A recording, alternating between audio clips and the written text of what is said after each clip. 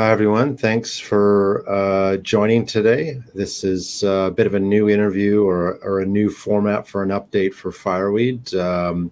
We're here to introduce our new-ish Vice President Corporate Development, Alex Campbell, who joined the company about 2 months ago. We're going to go through some Q&A, some discussion, some maybe debate on the path forward for Fireweed, how Alex is involved and what his role entails. Without further ado, we'll get started. I would say good to see you, Alex, but you're like one room over for me, so it's kind of awkward, right? yeah, just a little bit. Would have been tough to do it in the same room, but to get started, how did you become aware that Fireweed was looking for someone? So I think I started hearing some chatter early in the year about corp dev role opening up at Fireweed. To me, at beginning of the year, the company's name wasn't like it had rung a couple bells. It was out there. I had read about it a little bit, but I didn't get to know as much about it until further along the year. And I am starting to see a little bit more chatter in CEO.ca, and ultimately the way I got introduced to Fireweed was through before joining Fireweed, I worked at CIBC mining investment banking team here based in Vancouver, and so as part of this group, I became heavily involved in the execution of the sales process for Great Bear Resources, which, as you all know, culminated in the acquisition by Kinross for $1.8 billion, and so that gave me a lot of exposure to the Great Bear management team, including Callum Morrison, who ultimately introduced me to John Robbins and the rest of the Discovery Group. And finally, I think that's ultimately what influenced my introduction to the Fireweed team. And it was good that Callum introduced us. And for anyone watching this, I think it probably goes without saying that a personal introduction is a lot better, than going through a recruiter or something like that. We did have a recruitment process. Ultimately, Callum's recommendation carried a tremendous amount of weight, right? And when you joined the company, what was your understanding of what the role would be and what it would entail? Well, it's pretty much in line with any corp dev role at a company like this. So just analyzing potential business opportunities, execute on key value add projects, growth initiatives, acquisitions, dispositions, partnerships, you name it.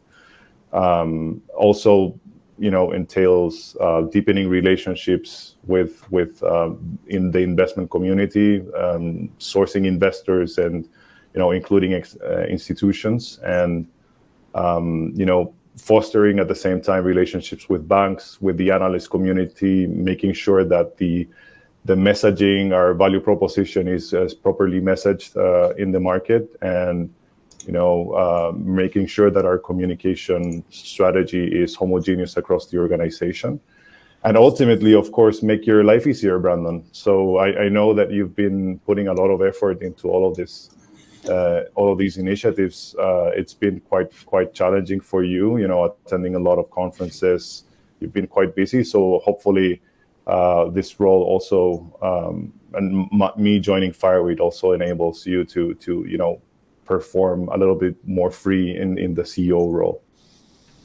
Yeah, well, that's the ambition, right? I think it's interesting as a company. When Fireweed got started, it was kind of me and then part-time George Korzinski, who just recently retired, and that was kind of ample. And then I was doing our maps and website and stuff like that, and then suddenly 6-7 years later, here we are, and there's an army of people, and we're still extremely busy.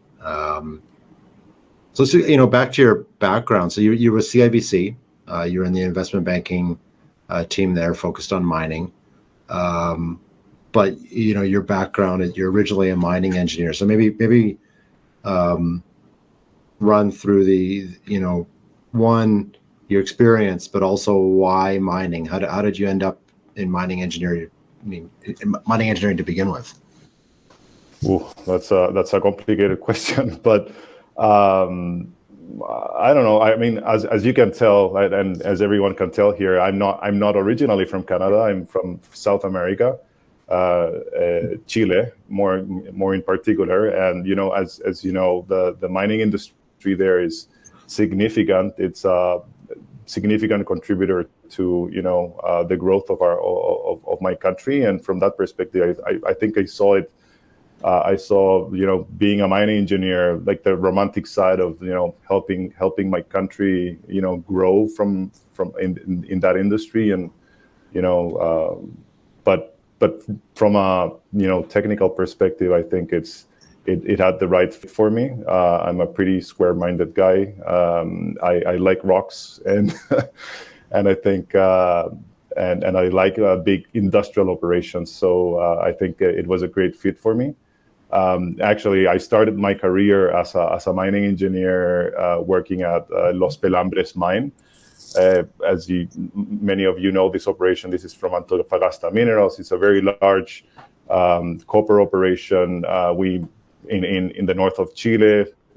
We moved back in the time. I think it was 400,000 tons per day of material. Another 200,000 tons of ore per day. So it's quite a sizable operation in the middle of the Andes. So rough winter conditions.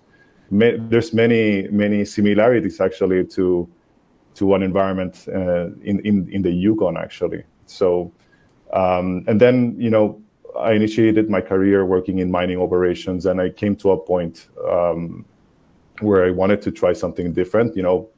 Have a little bit of a shift into the more corporate side of mining. And for that, I thought, making a master's abroad would, open a few more doors for me. And so I went to the Colorado School of Mines.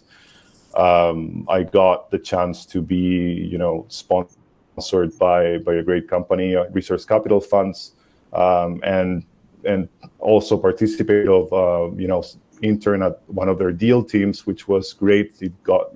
I got a taste of the mining investment world, mine finance, and of course assets different than copper assets, right? I got exposure to rutile, to gold, you name it, right? So that incentivized my passion for mining, and then it opened the gates also for me to land a job at CIBC Investment Bank, where I worked for roughly 5 years. Got great experience in capital markets, some great M&A exposure, and it also helped me, understand being in the minds of, of CEOs, CFOs, and corp dev people, how they understand, how they strategize, how they view, how they target growth initiatives, etc. So yeah, that's why I ended up here. And your time at CIBC, do you have a ballpark estimate of how many deals you looked at or closed? Or I mean, definitely we looked at several, but in terms of deals, deal involvement, several equity raises, M&A transactions, I would say maybe four big ones. The merger between Capstone and Mantos, the acquisition of Tahoe by Pan American, the sale of Great Bear, among others, the acquisition of Mavericks by Triple Flag. So it's a potpourri of of really great M&A exposure across different sectors, like across different commodities as well, which is great. And that experience, like, I think for those people who don't know, VP Corp Dev roles or Corp Dev roles broadly, it's pretty common to hire people out of banks who have been working on a IB team there because they see a lot, right? So they've seen both sides of it, and how do you think that sort of your experience, the totality of your experience, is going to help you looking for opportunities for Fireweed? Well, as I mentioned, I think having exposure to all these deals, and also it's not just the deals, it's like the daily conversations that you have with your clients from a banking perspective. It gives you a great insight into like what CEOs thinks drive value. What are the key aspects that they look into when they are looking into organic growth, inorganic growth, as what are the key aspects of a financing, for instance. And so I think from that perspective, it gives you a great knowledge of in terms of how you will navigate a corporate any corporate initiatives. Yeah, and so you're working on these interesting transactions. You're seeing a lot of transactions. What was the thought process to move from banking, which is I wouldn't say it's completely predictable, but is more predictable, and then going to a the risky, high risk, high reward world of junior mining. What was the motive there? What excites you about that move? Yeah, I mean, it's of course before moving, you have to make a risk assessment, right? Banking is pretty stable over time. It's pretty predictable. The pay is great, but the upside potential is capped. And so as I was evaluating to move, I thought about I've seen a bunch of companies during my time in banking, very good companies, very bad companies, and I think the common denominator for very good companies was they had a great asset backing them. B, they had a good management team with people who were experts in their field. C, of course, and this is one of the biggest focus points for me, they had good backers, right? And in the case of Fireweed, we have Tech Resources, we have the Lundin family, and a few others that provide a little bit more certainty, right, in terms of our ability to execute into the future. And I think and lastly, I think Fireweed's values, one of the key Fireweed value, I think, is respect. And from that perspective, and under that umbrella falls transparency. And what I came to see as I was making that decision is that the Fireweed, and including yourself, Brandon, is incredibly transparent. You're not afraid to share share information with the market. You're not afraid if you don't know something, you're transparent about it. You just say you don't know it, but you're working towards getting an answer. And I think there's very few, especially in the junior space, mining companies that are as transparent as Fireweed. And I think that was a key decision point for me as well, because it aligns with my values too. I don't like to oversell anything if there's nothing backing them, right? And in the case of Fireweed, there is space to be transparent because we actually have a great asset. And so yeah, well, that's I always kind of joke is that, and it's kind of like a half joke that we're able to be transparent because we have a good project, right? And I'm not saying that if MacPass and MacTongue or whatever were crap, that I would be a pathological liar. But I'm saying it's you can't pat yourself on the back too much when it's easy to take this route with these assets, right? So, yeah. So and did when you gave notice,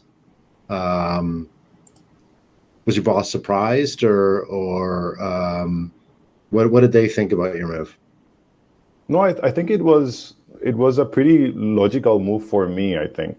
And from that perspective, my boss or everyone was not as surprised. I think despite the fact that I did have a clear runway, I think, to become at some point like an MD or something, they knew that I had a technical basis that I wanted to exploit, and at some point that I would eventually go back to industry. I had two avenues: either go, to a large mining company and, be lost within the, the sea of employees, or maybe have an impact at a smaller company that had a lot of upside potential, and that's where I ended up landing. So yeah. And so you joined us, and you've got experience in mining and private equity and banking. How do you use that to evaluate what opportunities are present for Fireweed, right? How do you what rigor and methodologies can you bring? Of course. Yeah. I mean, as you know, banking is pretty rigorous from that perspective, especially when you're evaluating an investment opportunity or a divestment opportunity. And so I definitely bring that rigor from banking, and but also from that rigor, I bring an understanding of what are the key things that you need to communicate when you execute on these deals. It's not just ticking the boxes in terms of, in the case of M&A, for instance, it's not just ticking the boxes from a technical, strategic merits and financial standpoint. It also necessitates the deal to be perceived as as a good deal. Needs to be not only needs to tick the financial or technical boxes, it also needs to be validated as such by the market.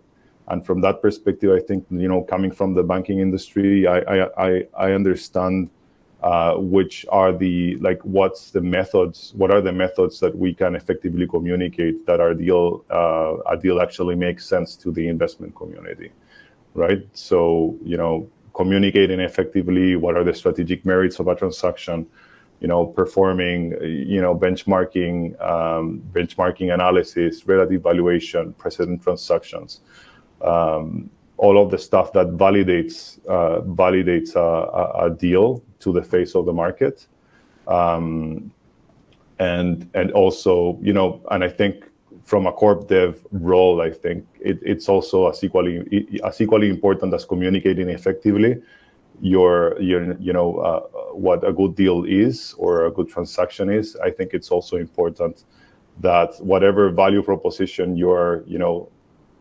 whatever your value proposition is, that value proposition is well read by a unbiased third party or the analyst, which in this case is the analyst community.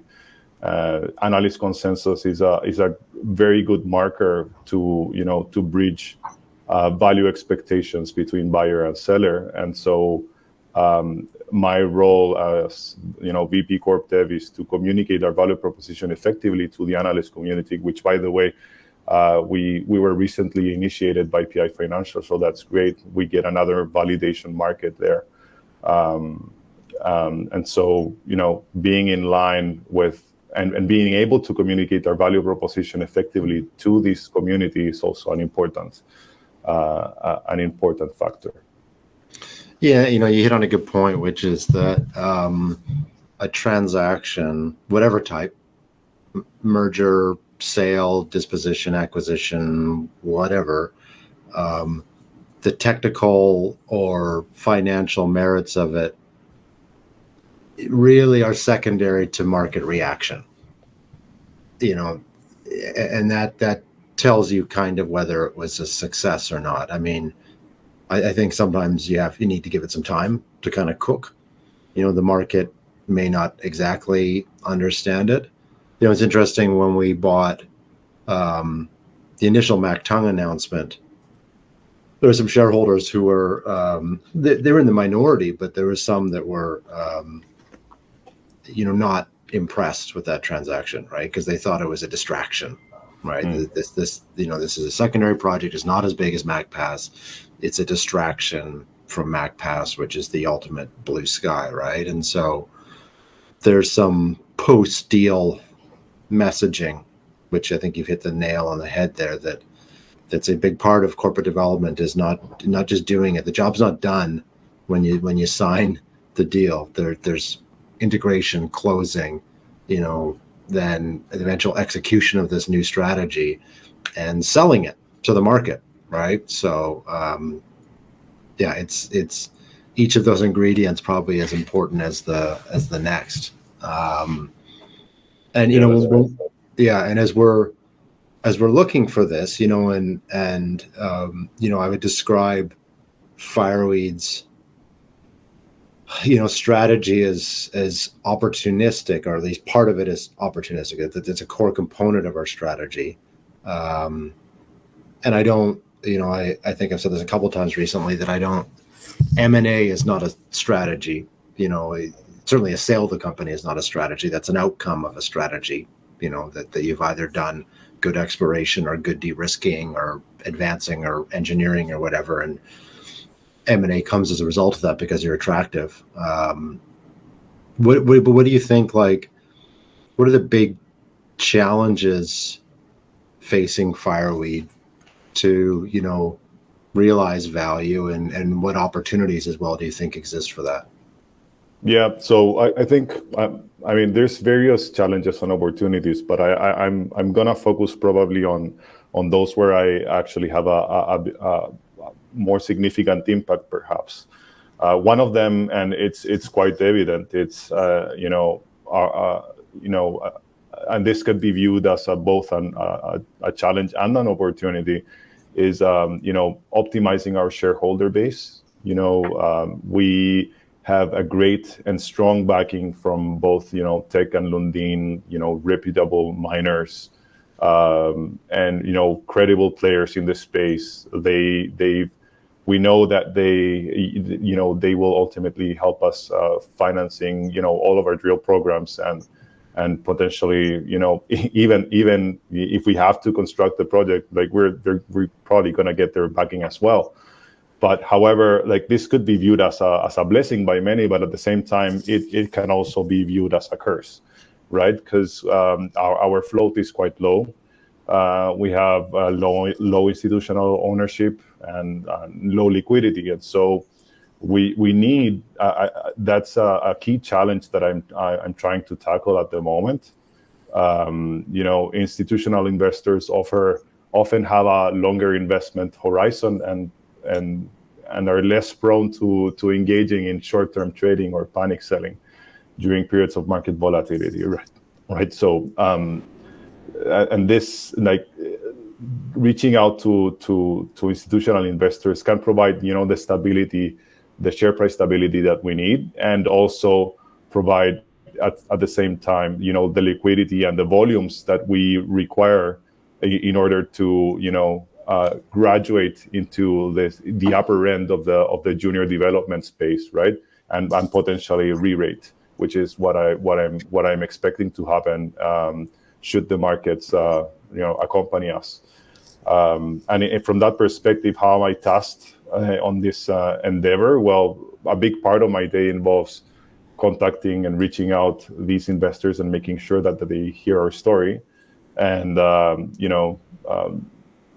kind of supplementing your scope of action as well there, Brandon.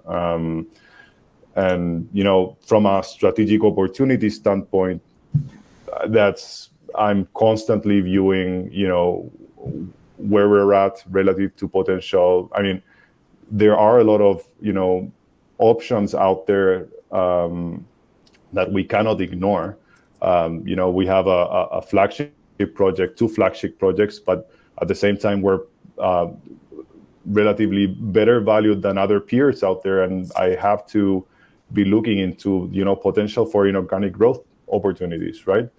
And also from the perspective of perhaps disposition of assets, maybe not disposition, but there's been a lot of chatter around the spin out of Macdonald, and that's something that we have to evaluate constantly, right? Yeah, and I think you touched on something there that is important, that when Fireweed got launched, our liquidity was maybe 1/5 or whatever it is now, right? And there was a point where I could go to a retail investor show, and if I scored a couple investors, if I converted a few people who were going to buy 50 to 80,000 each, which is a big retail, that was huge for us. Huge, right? Now, that's fantastic, but that's not moving the market, right? We need millions of shares in buying, and this is that transition period for a junior miner where you kind of graduate from retail driven to institutional driven, or at least a mix period, right? You always have retail trading, but can you be truly driven by retail? I don't know, right? And so we're certainly not going to neglect our roots, right? Retail has been hugely important for us, and one of the things I am extremely grateful and humbled by is the loyalty of a lot of our retail investors. We've had a very good loyal following, I think, because of the honest discourse. But we need that loyal institutional following, right? And I think it's great that we have that concentrated push to that, and hopefully markets are willing, and some sector agnostic sort of institutions start playing in the space as well, right? Because that would be amazing for everyone. We've seen little hints of that with various companies. You touched on the point of being accompanied by the market, and we're doing things right.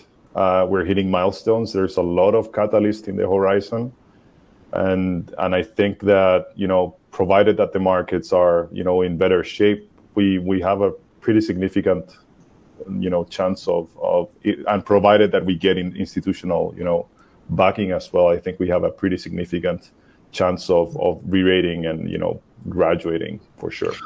Well, yeah, and I think the re-rate can and actually has happened in the last year. Absolutely. Independent of the market, because the market's been bad. Certainly it's been terrible most of this year.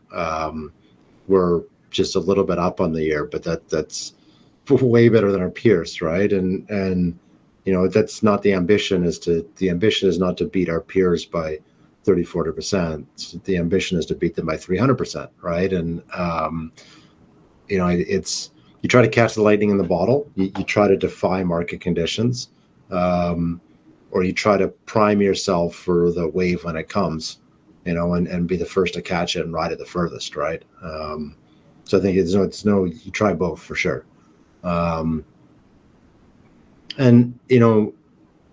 obviously that these challenges and opportunities and stuff like that, and one of the things you touched on, and I would note to the audience, for anyone here thinks that we're out to empire build, we have no mandate to do acquisitions, but like Macdonald, I think you're crazy not to be opportunistic.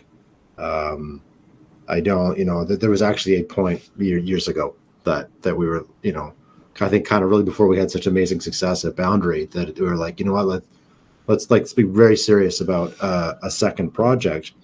And we ended up canning that because our relative valuation wasn't terribly good and because MagPass kept getting better. So it was like it's a distraction, right? But all the same, you have to be opportunistic, and I think it's foolish to not, if something falls in your lap, to not take a at least cursory look at it.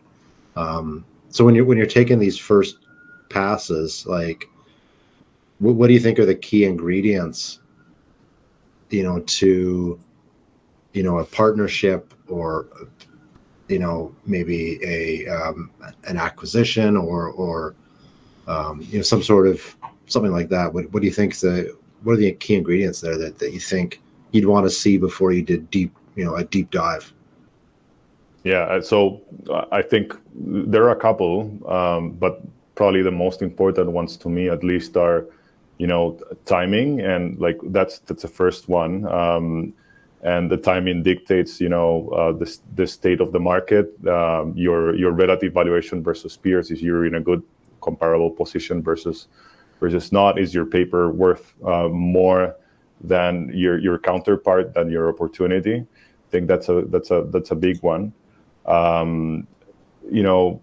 Another key ingredient to a good transaction is strategic merits.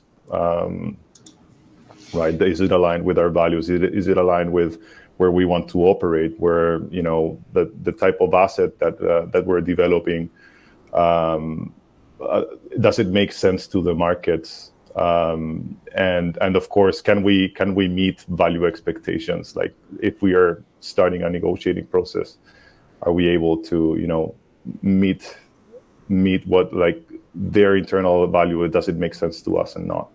I think those are key elements to a good transaction, and of course, like, does it have the potential to either enhance our trading liquidity, or unlock a re-rate potential to us? And so that's kind of my thinking behind it. Yeah, and kind of related is what we talked about earlier, which is there's a sales process after any transaction, and I've talked before to people about how you can present to me the best possible deal on a gold heap leach project in Nevada, and I would be like, yeah, awesome deal. I don't know why Fireweed would buy that, right? I would graciously decline and pass it off to someone who I think would be better suited for it. It'd be sad because I'd be like, oh, that's a really great deal. I really wish we could have, done that. But how do you sell it to the market? The market would be like, hold on, you're a critical metals focused explorer developer, and you've got this gold heap leach like in Nevada. Like, what? So there has to be some sort of harmony or something, some consistency in what it is, right? And Exactly. we even had, like, a while back, a copper gold project brought to us, and it was like, I mean, I didn't really love the deal anyways, but it was like I guess it's kind of critical metals, right? Like, but it's and it's also a question of, okay, is there any of our internal expertise that we can leverage on this? If we wanted to look at something, is there anything we can bring to this, or do I need a whole separate team to manage that project because there's nothing this team knows about it, right? Like, we understand how to execute very well in Yukon. We understand sediment hosted deposits and zinc deposits extremely well, right? We understand a lot about government, et cetera, relations, specifically around critical minerals. These are things we're very good at, and some of we can apply that to unlock value. Yeah, maybe, but I think critically, because I'm of the opinion that we're likely an M&A candidate ourselves, that we wouldn't want to, be the buyer unless it was, hugely compelling, right? And believe me, I think as we continue to grow, the number of opportunities available to us will grow as well. Yeah. So yeah, we need to keep an eye on them. Yeah, and like lots of people have been successful in roll-up strategies before. I mean, some incredibly successful, Lumina Copper, et cetera, right? Yeah. I don't know that I want to be the roll-up of zinc projects. I mean, I guess show me the proposition, right? But it's not really. When you've got the best, adding a bunch of also rans doesn't, strike me as, a winning move. But and so, with that in mind, like, you're in this new role, you're VP Corp Dev, and Corp Dev can cover a lot of things. What's your vision for where we're likely to end up? And how do you specifically make that happen? So I think, of course, my vision, well, it has to be positive, but like I'm pretty convinced that we have a lot of interesting catalysts in the horizon. Our drill program has had exceptional results. We're gonna probably announce a resource update on MacPass next year. You've been signaling Q1, and we continue to hit milestones, and I think at some point we will see that being reflected in our value appreciation of our share price. And as we move forward, I'm gonna make every effort possible to communicate our value proposition as best as possible, and be as aware of opportunities out there as possible, so that when the time comes to execute, we are prepared. Yeah, and I think that's it can be a variety of styles of opportunities, right? Like I said early on, like I selling the company is not a strategy. I think that's how you end up kind of paralyzed or stagnant, right? So our intent is to grow these projects, de-risk, engineer, permit, and build and operate if that's what we need to do. And the team will shift as we go through that transaction, those not transactions, but process transitions. But that's okay, right? So we got a few questions here as well. But people who are online, do please submit questions to the chat. We got a couple here that I want to touch on. And when you mentioned the recent coverage from PI, and we have coverage from Haywood and Cormark as well. How do we get more analysts on board? Like, what's your thoughts on that? Do you have a strategy, or like? Yeah, I mean, it's a good question, and if I had the definitive answer, I would.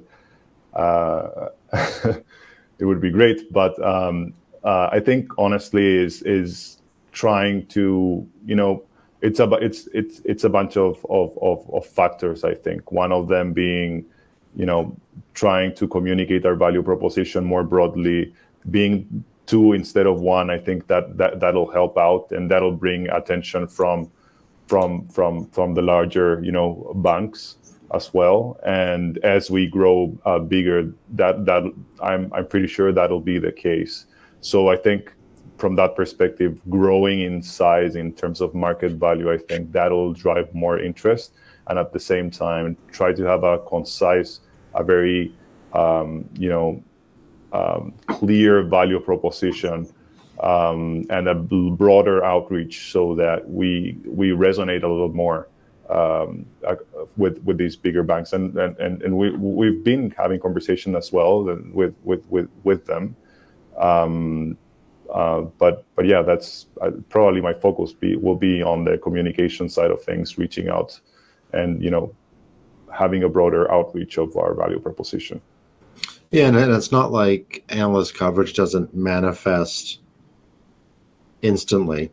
I think Connor McKay, who just initiated on us, I met him at Beaver Creek last year, right? So that was September 2022.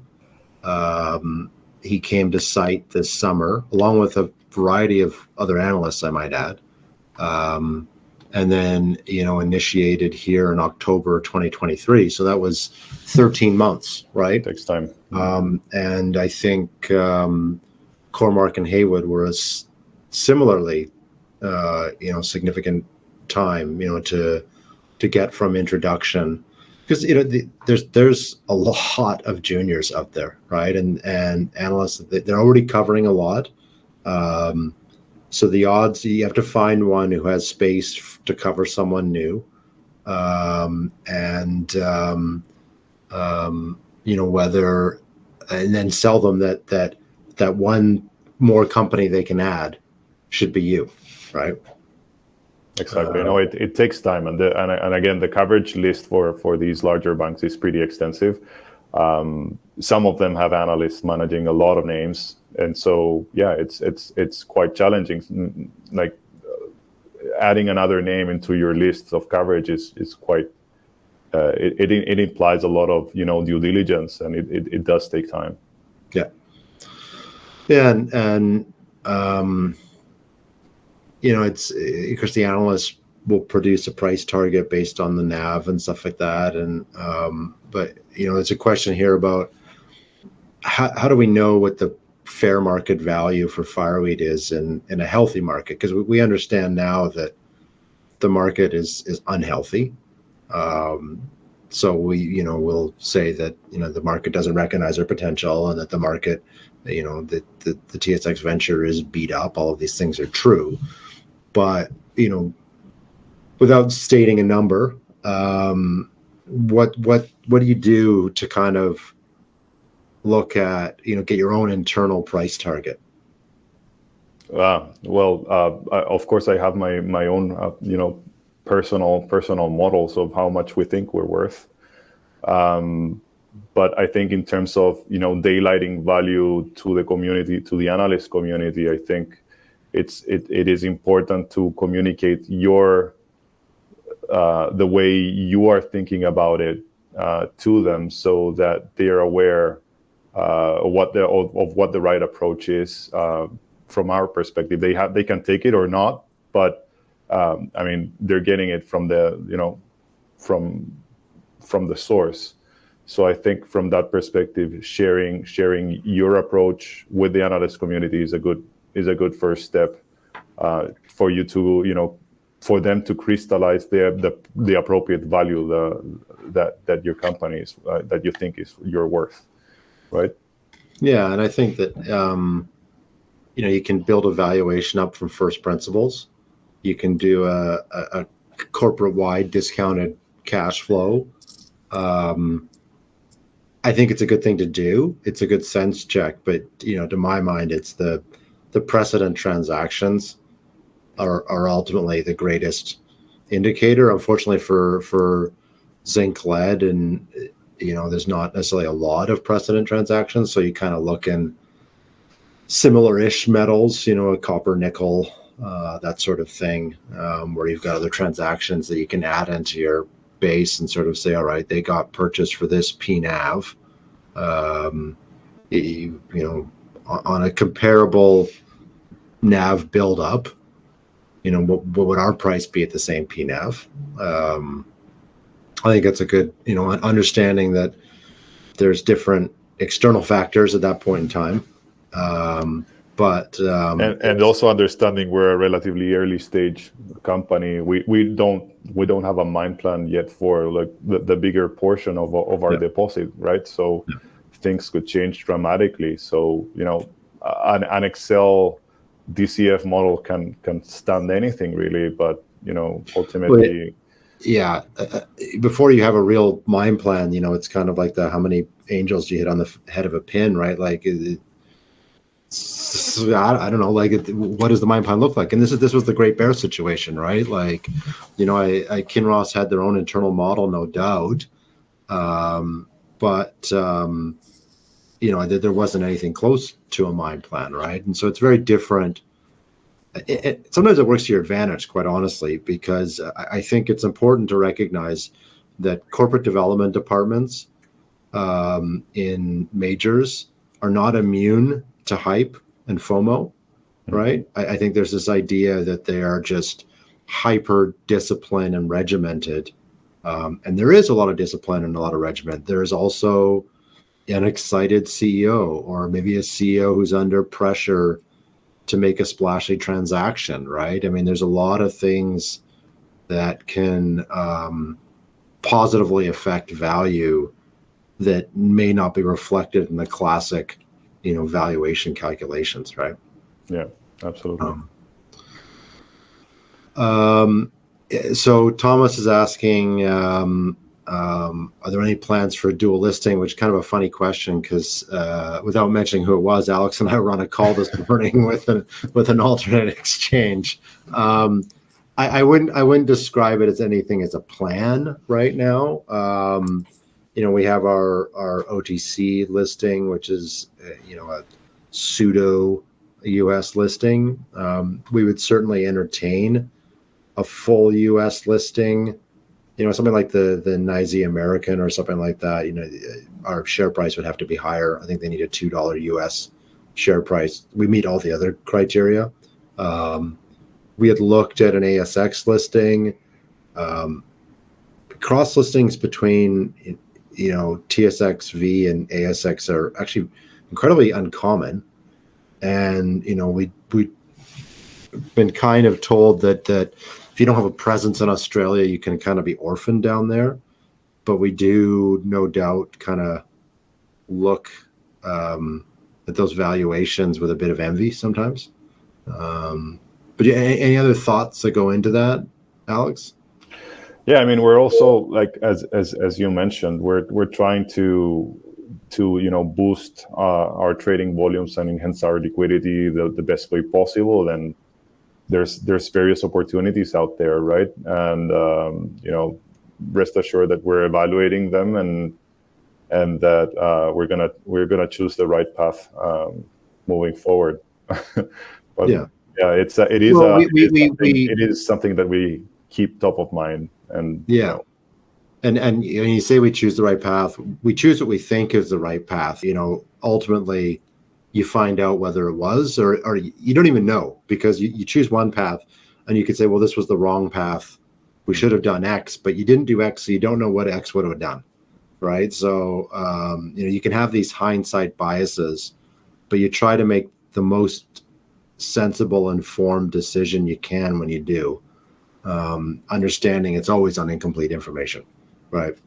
And probably the biggest piece of incomplete information is just about the world around us, right? So what's the supply-demand balance of zinc, lead, silver, tungsten, et cetera, going to be? You can try to predict it, but it's tough, right? So we got one more kind of multi-part question here from Nate, which is, less corp dev, but I think we can kind of touch on here, is access to the site and kind of unlocking value there via the road. I'd make a couple notes. The road to our project is permitted, right? So the North Canal Road runs from the village of Ross River to McMillan Pass, which is where Mac Pass and Mactung are. That is a government highway, so it is naturally permitted. In 2020, the Resource Gateway project, which is a joint venture between the feds and the Yukon government, committed $71 million to improve the access road store project. We'd like to see more, and we think the onus is on the government to improve a government road. I don't really think that fully, my internal roads, that's my burden, but a government highway, it's their responsibility to make it fit for purpose. And with all this federal funds for infrastructure to critical mineral projects, it'd be crazy that there's not more allocated to us. And I would note, Nate, it has not gone unnoticed that yes, our neighbor to the north and south of us would use the same road, right? So although they're not a critical mineral, it is undoubtedly emerging as an interesting economic opportunity there, right? So you've really got 3 potential projects unlocked at minimum by one road, which the government is fully aware of. So these are, the government moves at the pace of government, which is not always ideal for industry, but it's lobbying is is a serious part of our focus now.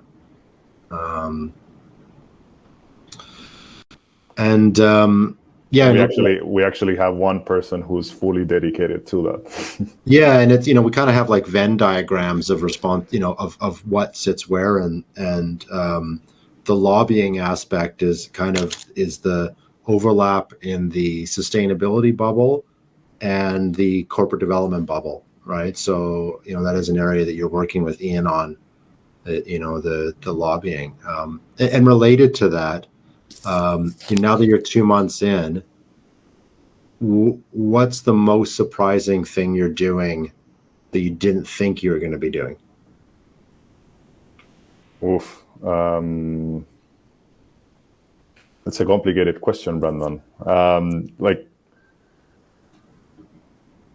I'd say, probably attending conferences I would have never thought I would have joined. Like these, we just recently attended the Osaka, International Tungsten AGM, and it was, a great insight into this very niche market, which I wouldn't have expected I would have, be associated with, and now it seems that we're a big discussion topic within this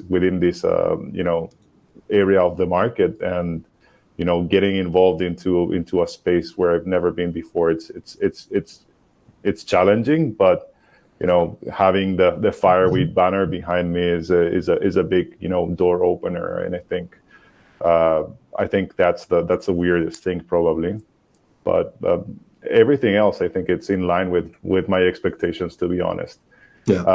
Yeah.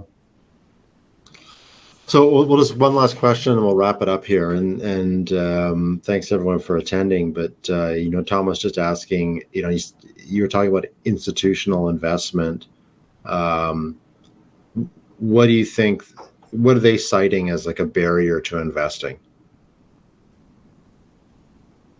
Is that a question to me? Yeah. So I think there's a few. The early stage aspect of the project is one barrier. I'd say probably some people are skeptical about are skeptical about the potential issues with in the Yukon as a jurisdiction, for instance. But it's our duty to communicate how on top of things we are and how well we're progressing on that front. Another aspect I'd say is size. Our market value is still maybe not as attractive to a large institutional investor. And it's worth pointing out there that institutions, if you're $1 billion fund and you're limiting yourself to 40 positions because you only have the staff to manage 40 positions, that means you got to allocate $25 million average per position. Now there'll be some, even if you're a mining focused fund, there might be some big ones. You might have $100 million in tech, or something like that, right? Or Lundin Mining or Glencore or something like that. But you're probably still not looking at a less than $5 to $10 million position in a junior, right? And if you have restrictions on liquidity, you might say we can't represent more than 10 days liquidity or something like that. Then exactly, and like and our trading liquidity, how much is it? Like between 2 to 350,000 shares a day or so.